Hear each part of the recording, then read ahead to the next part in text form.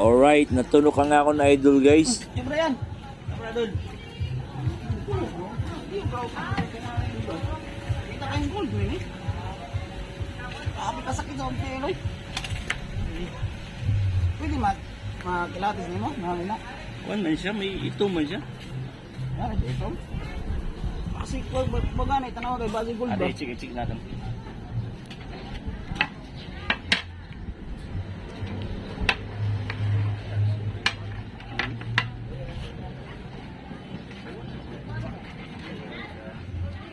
Mapiya gini siya. Piki ni siya. Oo. Pero kung magpabilin siya, pure na siya nga gold. Gold di siya pag di mawa. O ako ni siya gibutan ng gabo kay para mimbuan siya kung saan siya karat. 18 karat ba siya or 14 karat.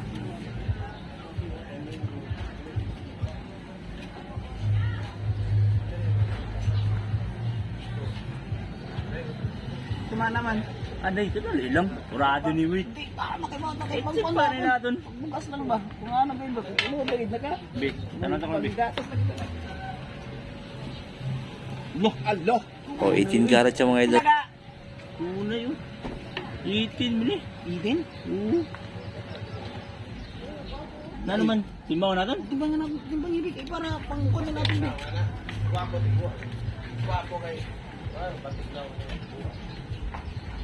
Sakot sa kwarta nini. Uy. 1.52. 1 point pila.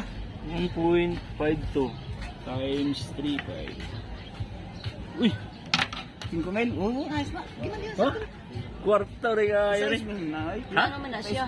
Wala, taas na siya. Taas na siya? Oo, sagad na ako kapalit. Ano man na siya? Sus!